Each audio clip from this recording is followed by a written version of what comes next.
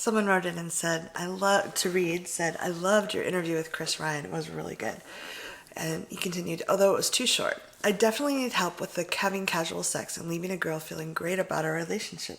Can you give us some advice? This is Reid from ReidAboutSex.com. Cathy from theintimacydojo.com. And we have a new microphone that we're recording with today, which is... you can see it. What you can see. I'm going to try not to yell.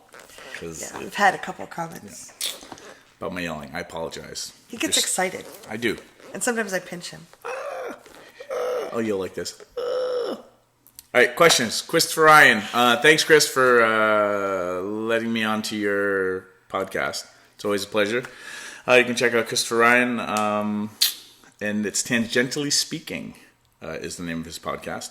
So casual sex. Mm-hmm. So let's talk about casual sex. What's the question again? They want to know how you can have casual sex and leave a girl feeling great about it, the connection. Oh, just be a nice person.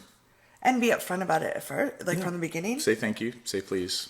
But the biggest piece I'm going to say around casual sex, and if you're curious about casual sex stuff, I have some advice available at reidaboutsexcom/slut protocols is the easiest way to remember it, because I called my casual sex protocols my slut protocols. And the biggest thing that you can do to help people feel okay with casual sex, because maybe you just, it was the right day, or you just said the right thing, or you're just a really nice person, and this might be this person's first time having casual sex, a one-night stand, or whatever, however that occurs in their mind. Aside from being a really just nice person, text them the next day and say, hey, thank you for the casual sex. The slut protocols can give you ways of figuring out and helping to not create for each other this unintentional, we just fell in love experience. And the slut protocols can be really helpful for just assessing and having a conversation with the person about your casual sex so that you're both not taking it casually. That would be where I would start. Because the biggest challenge is we end up having casual sex with people who aren't wired well for casual sex.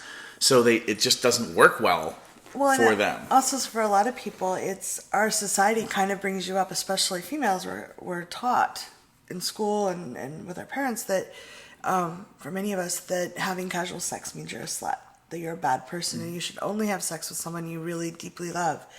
And that's actually, once we get past the culturation, a lot of us are like, no, that's not necessarily true.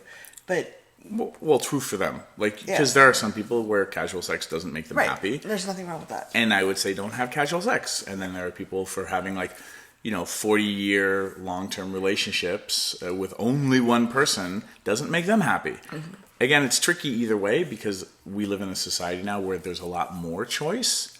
And the onus is on you to do the work to figure out what makes you happy, and also to do the work to figure out if what you're going to do with this person or people, if it's going to make them happy. And sometimes, because they've never done it before or done it a lot, they don't know if it makes them happy yet. Yeah. So going back to this lovely question, it sounds like it's an assessment technique where you're figuring out, are we a good fit for casual sex, which means you need to actually have conversations about it. I love so a lot of times I will have go through Reid's Safer Elevator speech. Safer Sex Elevator speech. Because that's readaboutsex.com/elevator.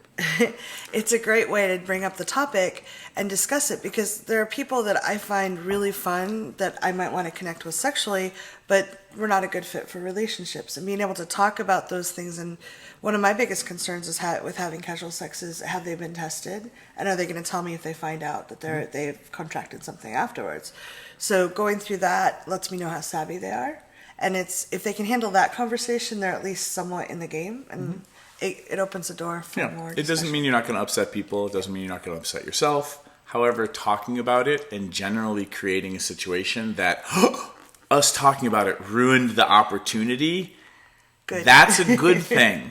You want to ruin the opportunity because you talked about it too much. And the idea is just don't take your casual sex casually. And then treat people like amazing human beings. Anyone that wants to share their genitals with you must, by the very nature of them wanting to be that generous. Maybe he's a pretty nice person. I mean, there's some assholes out there who want to show their genitals too, but just treat people nice and check out the Slut protocols. Yeah. Hope this helped. Let us know what you think. We'd love to hear in the comments below. Bye. Thanks for tuning in, Sex Geek. If you would like to continue with the brain sex, do me a favor and click subscribe right here. If you'd like to watch me on social media, that's where you're going to go. Next video, maybe? And if you really would like your own Sex Geek t-shirt, please click right here, right now. Boop.